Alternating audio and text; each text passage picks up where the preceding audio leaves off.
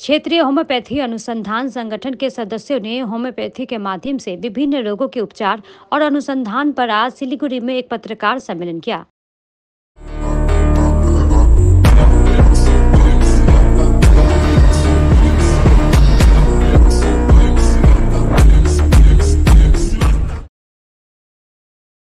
इस पत्रकार सम्मेलन में संस्थान के officer in charge doctor Ranjeet Soni एवं रिसर्च ऑफिसर वैद्य भट्टाचार्य मौजूद थे। क्षेत्रीय होम्योपैथी अनुसंधान संस्थान भारत सरकार के आयुष मंत्रालय के अधीन एक संगठन है। इस संस्थान की तरफ से सिलीगुड़ी में प्रतिदिन औसतन 200 मरीजों का इलाज किया जाता है। चिकित्सा सेवा लेने के लिए न केवल सिलीगुड़ी बल्कि पड़ोसी देशों से भी लोग आते हैं। साथ ही ये संस्था क्षेत्रीय स्तर पर कई तरह के शोध भी कर रही है। इन सभी मुद्दों पर आज एक पत्रकार सम्मेलन किया गया है। আমাদের রিসার্চের দিক থেকে আমাদের তো স্যার আপনাদের সামনে বললেনই, যেমন টেম্পোরোম্যান্ডিবুলার জয়েন্ট ডিসফাংশন, এই রিসার্চটা আমরা মোটামুটি শেষের দিকে নিয়ে এসেছি এবং এই ক্লিনিক্যাল রিসার্চের মাধ্যমে আমরা দেখছি যে টেম্পোরোম্যান্ডিবুলার জয়েন্ট ডিসফাংশন, যেটা মেনলি সার্জারি একমাত্র ট্রিটমেন্ট হিসাবে বলছে, সেইটার ক্ষেত্রে আমরা মেডিসিনালি অনেক ভালোভাবে এটাকে ম্যানেজ করতে পারছি। এটা আমরা প্রথমভাবে দেখেছি এবং এটা এখনো রিসার্চের পর্যায়ে আছে। এটা যখন পাবলিকেশন হবে আপনাদেরকে আরও ইনফরমেশন এটার ব্যাপারে দেওয়া হবে।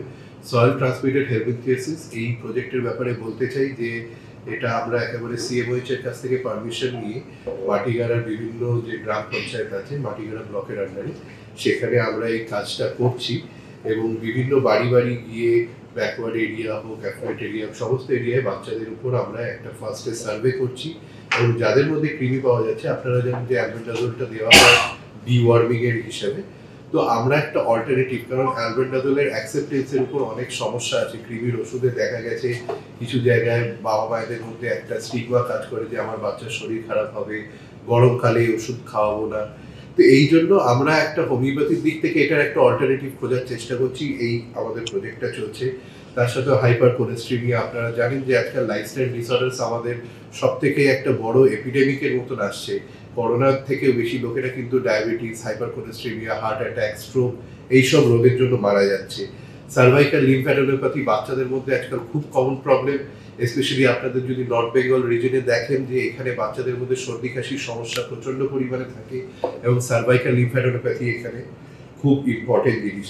এছাড়াও আমি বলবো যে আমাদের কাউন্সিলের তরফ থেকে অল ওভার ইন্ডিয়াতে আপাতত 11খানা আর্টিকেল অলরেডি কমপ্লিটেড রিসার্চ আমাদের পাবলিশ হয়েছে, আর আমরা 17খানা স্টাডি অল ওভার ইন্ডিয়াতে অলরেডি শুরু করছি। এর মধ্যে ক্লিনিক্যাল রিসার্চ যেমন আছে, তার সাথে নতুন ড্রাগের যে খোঁজ যেটা আছে সেটার উপরেও আমাদের কাউন্সিল কাজ করছে এবং তাছাড়া ড্রাগ স্ট্যান্ডার্ডাইজেশন, মানে কোনো একটা ওষুধ যেটা দিয়ে বানানো হবে, যে পদার্থটাকে দিয়ে বানানো হবে, সেটা কতটা সঠিক, এটা একটা স্ট্যান্ডার্ডাইজেশন প্রসেসের মাধ্যমে আসে, সেটা হচ্ছে। আর এছাড়াও আমাদের যে সংস্থান আছে, আমাদের কাউন্সিল, আমরা 12খানা বিভিন্ন এমওইউ সাইন করিয়েছি। এর আগে আইআইটি খড়গপুর, এইমস, ভুবনেশ্বর, এরকম স্বনামধন্য সমস্ত সংস্থানের সাথে আমাদের কাউন্সিল একটা ইন্টিগ্রেটিভ অ্যাপ্রোচ অফ ট্রিটমেন্টের উপর কাজ করছে, যেখানে অ্যালোপ্যাথি হোমিওপ্যাথি দুটো দিয়েই কিভাবে একটা মানুষকে রোগমুক্ত করা সম্ভব সেটার আন্ডারে ট্রিটমেন্ট হচ্ছে। এছাড়াও আমরা বিভিন্ন বেসিক রিসার্চের কাজ করার জন্য, যেগুলো ল্যাবরেটরি রিসার্চের কাজ করার জন্য, তার জন্য বিভিন্ন বেসিক রিসার্চ ইনস্টিটিউট গুজরাটে, মণিপালে, তারপর চেন্নাইতে, আগরতলাতে, গুয়াহাটিতে, এইসব বিভিন্ন জায়গায় আমাদের কাউন্সিল এটার কাজ করছে। আমাদের কাউন্সিলের একটা ইম্পর্টেন্ট অ্যাসপেক্ট হলো যে আমরা যত মানে লোকাল যে গাছগাছলা আছে সেগুলো যে ঔষধি গুণগুলো আছে, সেই ঔষধি গুণগুলোকে আমরা যতটা ভাবে এটা করতে পারি, এবং কয়েক বছর ধরে আমরা এটাকে টার্গেট করেছি স্পেশালি যে পাহাড়ি অঞ্চলের গাছগুলো আছে এবং সিকিম ও লে, লাদাখ ইউনিয়ন টেরিটরি আন্ডারে লেতে, এইখানে কিন্তু আমাদের একটা সার্ভে চলছে এবং ওইখানকার লোকাল যে ঔষধি যে গাছগুলো আছে সেগুলো কিভাবে আমাদের হোমিওপ্যাথি বা ট্রেডিশনাল সিস্টেম অফ মেডিসিনের মধ্যে এগুলোকে ওষুধি হিসেবে কাজে লাগানো যায়, সেটার প্রচেষ্টায় কিন্তু আমাদের চলছে।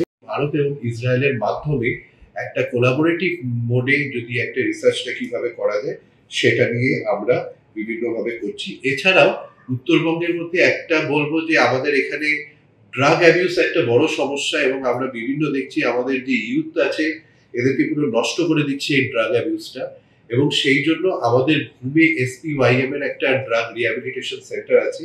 সেখানেও এই সাবস্টেন্স অ্যাবিউজ স্পেশালি ওপিওয়েড মানে যেগুলো হেরোইন বা পেন রিলিফ মরফিন এই জাতীয় ওপিওয়েডস এর উপর কি ধরনের রিসার্চটা করা যায় এবং সেটাতে আমাদের আগেও হয়েছে এটা নিয়ে রিসার্চ এবং এটা নিয়ে আরো ফার্দার রিসার্চ বিভিন্ন স্টেজে হতে থাকে। সো ফার্দার স্টেজ অফ রিসার্চটা আমাদের এখানে ঘুমে SPYM এর যে ড্রাগ রিহ্যাবিলিটেশন সেন্টার আছে সেখানে এটা নিয়ে কাজ হচ্ছে।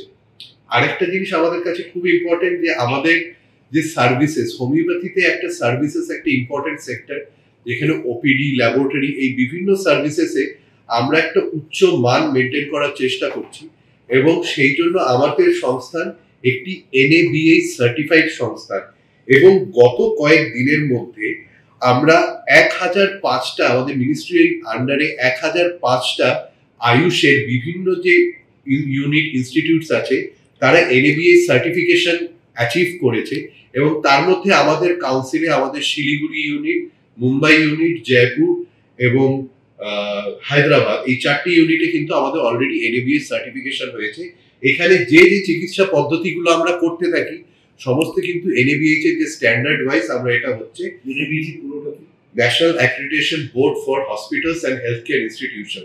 যে কোনো হসপিটালের যে কিভাবে ওয়ার্ড ফ্লোটা পুরোটা থাকছে তাদের কিভাবে একটা পেশেন্ট আসলে তাকে রিসিভ করবে তাকে ট্রিটমেন্ট হবে কিভাবে ওষুধ দেওয়া হবে সবকিছু একটা স্ট্যান্ডার্ডাইজ প্রসেসে চলে এটা NABH গাইড করে এবং এর জন্য বিভিন্ন ইন্সপেকশনের মাধ্যমে এসে আমাদের পুরো ওয়ার্কিংটা দেখবে এবং সমস্ত কিছু দেখে তখনই এটাকে NABH সার্টিফাইড হয়। তো বিভিন্ন বড় বড় হসপিটাল অ্যালোপ্যাথি হসপিটালে যেমন NABH সার্টিফাইড হয় এরকম আয়ুষেরও আমাদের NABH সার্টিফিকেশন আছে এবং এই সংস্থাটি NABH সার্টিফাইড এবং আমাদের ল্যাবটাকে আমরা NABL সার্টিফাইড করার দিকে এগিয়ে নিয়ে চলেছি। আমাদের ল্যাবের এখানে যা কাজকর্ম আছে সেটা অ্যাকর্ডিং টু NABL সার্টিফিকেশন এটা আন্ডার প্রসেস আছে আর আমাদের কাউন্সিলের আন্ডারে নয়ডা ইনস্টিটিউটটা ল্যাবটা কিন্তু অলরেডি NABL সার্টিফাইড হয়ে গেছে। আপনারা যখনই কোনো টেস্ট করাতে যাবেন দেখবেন একটু উপরে NABL সার্টিফাইড থাকে মানে ওটা একটা অটোনোমাস অর্গানাইজেশন আপনাকে একটা রেকগনিশন দিচ্ছে যে আপনি যে টেস্টটা করছেন সেটা একটা স্ট্যান্ডার্ড একটা মেনটেন করে করছেন এবং সেই ক্ষেত্রে আপনাদের যে ভুল রিপোর্টিং থাকে সেই ভুল রিপোর্টিং এর সম্ভাবনাটা অনেকটা কমে যায় এই NABL এবং NABH সার্টিফিকেশনে।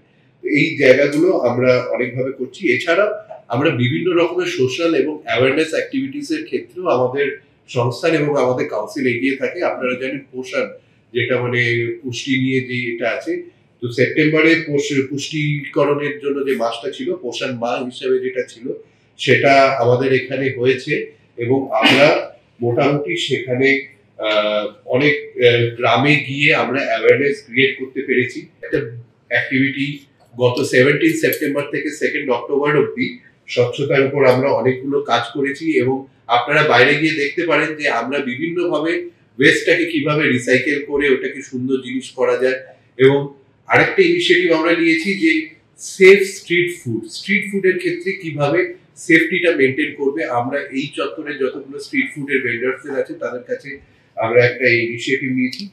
এছাড়াও তপশিলি জাতি যেই জায়গায় বেশি আছে সেরকম 5টা জায়গাকে আমরা অ্যাডপ্ট করে সেখানে নিয়মিত আমরা হেলথ ক্যাম্প করে থাকি। না নিউ স্পিসিস এর মধ্যে পাওয়া যাচ্ছে না মনলি আমরা সয়েল ট্রান্সমিটেডটা করছি যেখানে অ্যাসকেরিস এবং হুকওয়ার্ম যেগুলো আমরা কেস পেয়েছি মেনলি এইগুলো পাচ্ছি। কোনো নিউ স্পিসিস এখন অব্দি আমাদের কাছে আইডেন্টিফাইড নেই। আমরা মোটামুটি 350 বাচ্চার মধ্যে করেছি 4 থেকে 5 জনের মধ্যে আমরা কিন্তু এখন অব্দি সেই জিনিসটা পেয়েছি। ম্যাক্সিমাম ক্ষেত্রে এখন হাইজিন মেজার্স এর জন্য এটা খুব বেশি পাওয়া যায় না বাট এখনো কিছু বাচ্চার মধ্যে স্পেশালি একটু backward section of the society তাদের মধ্যে এটা পাওয়া যাচ্ছে। ডেফিনেটলি আমাদের এখান থেকে বাংলাদেশ থেকেও পেশেন্ট আসছিল কিন্তু মাঝখানে মনে হয় ওনাদের এখানে কিছু রাজনৈতিক এখন একটু বন্ধ আছে। তার আগে বাংলাদেশের আপনার দিনাজপুর এরিয়া রংপুর সাইড মানে উত্তর বাংলাদেশের ওই সাইডটা থেকে পেশেন্ট আসছিল আর আমাদের একদম আসামের বরপেটা থেকে এখানে ডালখোলা অবধি এই যে রেঞ্জটা আছে যতগুলো ডিস্ট্রিক্ট আছে সমস্ত ডিস্ট্রিক্ট থেকে রেগুলার বেসিসে পেশেন্ট আছে।